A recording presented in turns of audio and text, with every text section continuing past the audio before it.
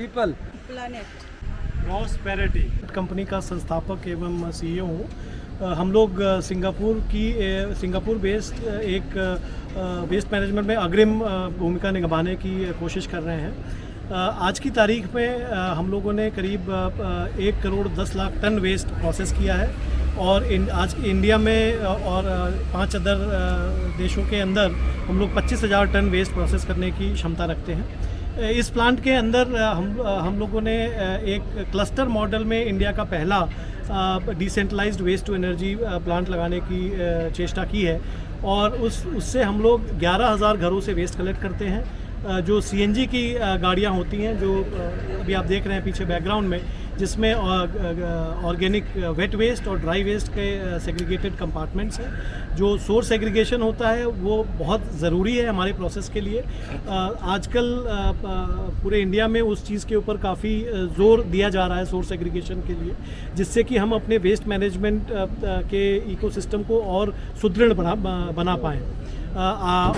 ये एक बढ़िया क्वालिटी का ऑर्गेनिक वेस्ट है जिससे हम लोग सीबीजी और बायोगैस बनाने की कोशिश करते हैं। ये आगे जो मशीन देख रहे हैं आप, ये अभी भी लास्ट माइल जहाँ पे थोड़ा बहुत भी प्लास्टिक है उसको निकालने की कोशिश की जा रही है, ताकि ये हमारा जो मशीन वो है उसको एक क्रश करके क्रशर की तरह ही काम करती है, जिसको एक स्लरी बना के हमारे सीबीजी प्लांट के ऊपर दिया जा सकता है। जैसे प्लास्टिक भी सब मैनुअली अभी मैनुअल हो रहा है, इसीलिए तो वो जितना सोर्स सेग्रीगेशन घर पे हो सकता है उतना सोर्स सेग्रीगेशन और कॉम्प्लिकेशन यहाँ पे प्रोसेस में नहीं हो करने के लिए। तो that is where we want to reach as a country, as citizen, to make sure that कि ये चीज़ ऑटोमेशन एक लेवल तक ही काम कर पाता है, स्पेशली इंडिया में, राइट। और इंडिया में चैलेंज अपने उसका भी है कि अगर जितनी मशीन आप लगाओगे उसकी वायबिलिटी कम होती है, राइट। तो हम लोग वो एक इनोवेटिव सोल्यूशंस वो बनाने हैं जहाँ पे अलग हो जाए ना, सूखा अलग। जैसे गवर्नमेंट ने पहले भी ग्रीन और ब्लू कर रखे थे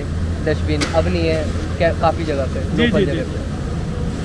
और वो इकोसिस्टम हम गवर्नमेंट की भी गलती नहीं मानेंगे, क्योंकि वो तब की बात चैलेंज रहता था बिकॉज जब वो कलेक्शन का इकोसिस्टम भी तैयार नहीं रहता। अब आज क्योंकि हमारे पास वो कलेक्शन का इकोसिस्टम है जहाँ हम लोग वो कलेक्ट करना चाहते हैं अलग अलग, तब वो सोर्स सेग्रीगेशन की इम्पोर्टेंस और बढ़ जाती है।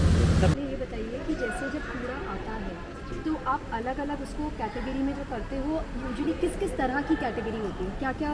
एक्चुअली मैम जो है ना, जो हमारे सेक्टर से कूड़ा आता है, कुछ घरों का तो सेग्रीगेट होके आते हैं, कुछ घरों का मिक्स डलवाते हैं। तो जैसे सेग्रीगेट वाले आते तो सेग्रीगेट वाले हमारा लिए आसान हो जाते थोड़ा, और मिक्स वाले में थोड़ा लेबर ज़्यादा खर्च होते हैं, बस इतना ही है। और जो क्या कहते हैं, इसमें जो फूड वेस्ट आते हैं उसके लिए हमारे लिए सीएनजी बनते हैं फूड वेस्ट का, उसके लिए पन्नी, प्लास्टिक, गत्ते, ये सब हम अलग अलग करते हैं। हर चीज़ अलग अलग करके सेग्रीगेट कराते हैं लेबर से। ठीक है। अच्छा, और दूसरा, जैसे अगर लोग सेग्रीगेट करके भेजें, जैसे आपने बोला कि वो आपके लिए आसान हो जाता है क्योंकि हर चीज़ अपनी अपनी जगह पे है, फिर आपको बस उसको सही जगह पहुंचाना है। जी। तो आपकी तरफ से आप लोगों को क्या बोलना चाहेंगे ताकि वो ये चीज़ करें? हमारी तरफ से तो मैसेज यूँ रहेगा कि जहाँ तक हो सके घरों से अपने सेग्रीगेट कूड़ा भेजें, और जो आगे के लिए सबको लिए आसान हो जाए। जैसे सीएनजी बने, और सीएनजी जैसे हम पब्लिक के लिए कर रहे हैं, सीएनजी बना रहे, तो वो सीएनजी बनने में हेल्प हो जाए। ठीक है। ये हमारा प्लास्टिक टू फ्यूल का प्लांट है जो मैं अंदर बता रहा था आपको। तो जो लो वैल्यू प्लास्टिक होती है, थिन फिल्म प्लास्टिक होती है, जो अपना single MLPs, single layer plastic वगैरह को, उनको हम यहाँ पे प्रोसेस करके पॉलीफ्यूल, जो मैंने अंदर ऑयल दिखाया था, वो उसका आउटपुट होता है निकालने के लिए। ये आप मशीन जो देख रहे हैं, ये एक डोमेस्टिक हजार्डस वेस्ट इंसिनरेटर है, जो PPE किट्स और मास्क और उन सबको वो करने के लिए। तो ये पॉलीफ्यूल उस मशीन के लिए एक फ्यूल सोर्स का काम कर सकता है चलाने के लिए। ये लेटेस्ट बैच जो लोगों ने निकाला था, ये उसका आउटपुट है।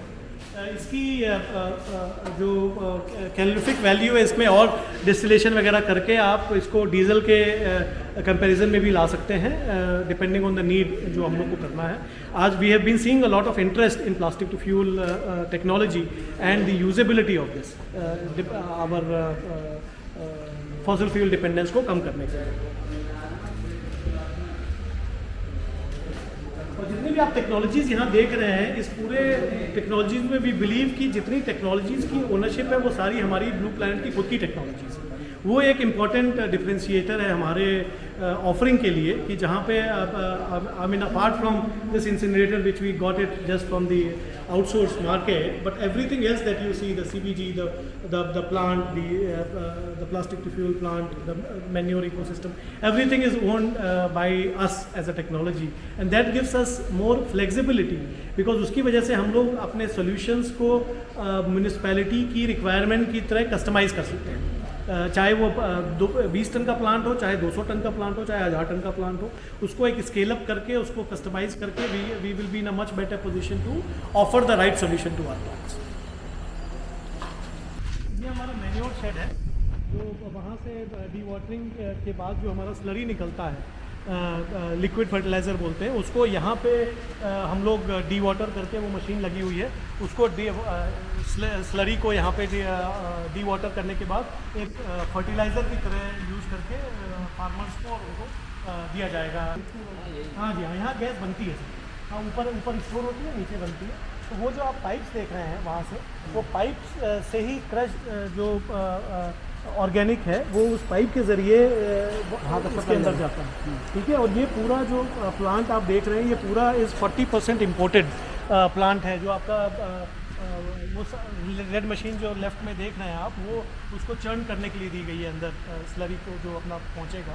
That is imported from Germany to make sure that we are able to build world class quality plant which can run and operate over the next 7 to 7